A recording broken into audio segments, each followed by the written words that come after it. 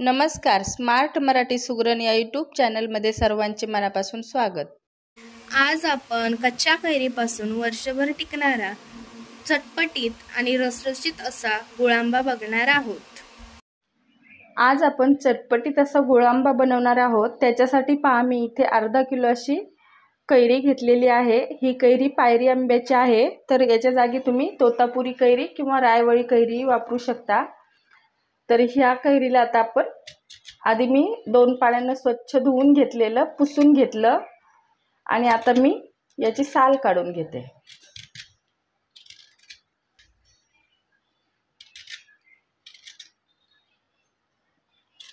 आता ह्या कैरीला मस्त बघा पूर्ण पक्की झालेली आहे, तर असा पिवळसर रंग आलेला आहे.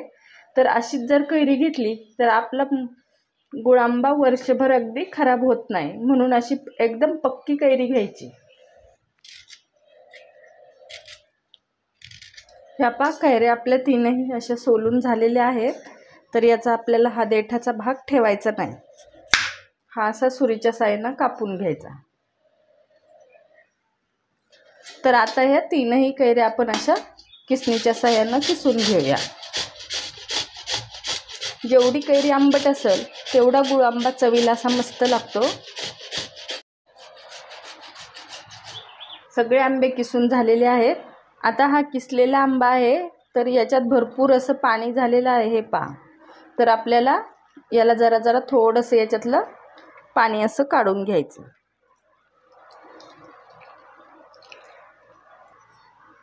हे पहा, आंबा असा मी पिळून घेतलेला आहे, कैरी सगळी. हे पहा, आणि आता मस्त थोडीशी मोकळी झालेली आहे आणि हा रस पहा इतका निघालेला आहे. आता हा आपल्याला टाकून द्यायचा भरपूर.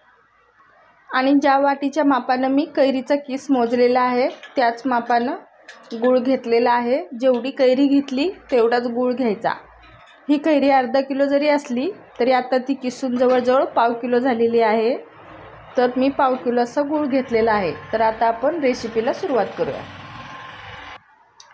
तर आता कढई तापलेली आहे, तर याच्यात पहा मी 4 असे दालचिनीचे तुकडे घेतलेले आहेत, 6 लवंगा आणि 4 हिरव्या वेलची.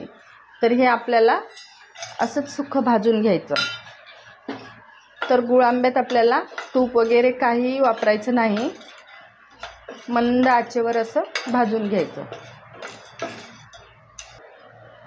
मसाला मस्त मंद आचेवर असा भाजलेला आहे. तर याचा सुगंध यायला लागलं की समजायचा मसाला आपला भाजलेला आहे. तर याच्यातच आपल्याला आता हा गूळ घालायचा आणि गूळही वितळेपर्यंत बारीकच गॅस ठेवायचा.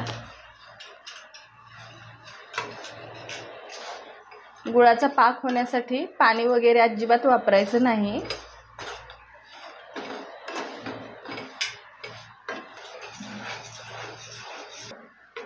हे पहा, मस्त गुळाचा असा मस्त पाक झालेला आहे. मंद गॅसवर पाक करून घ्यायचा आणि आता पातळ झालेला आहे. तर आता मी मोठा गॅस केलेला आहे. तर पाक पूर्ण असं पहा मस्त असं तयार झालेला आहे. तर याच्यात आता आपल्याला ही कैरी घालायची.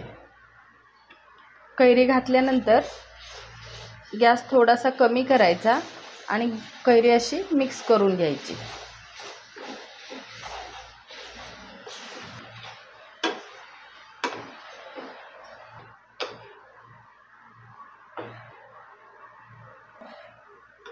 आणि कैरी चांगली मिक्स झालेली आहे.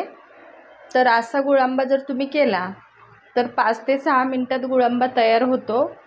आणि जर गूळ आणि कैरीचा किस सोबत घातला तर 15 ते 20 मिनिट शिजत घालायला लागतं. तर आपण याला 5 मिनिट मंद गॅसवर असं शिजवून घेऊया. हे पहा 5 मिनिट झालेले आहेत शिजवून.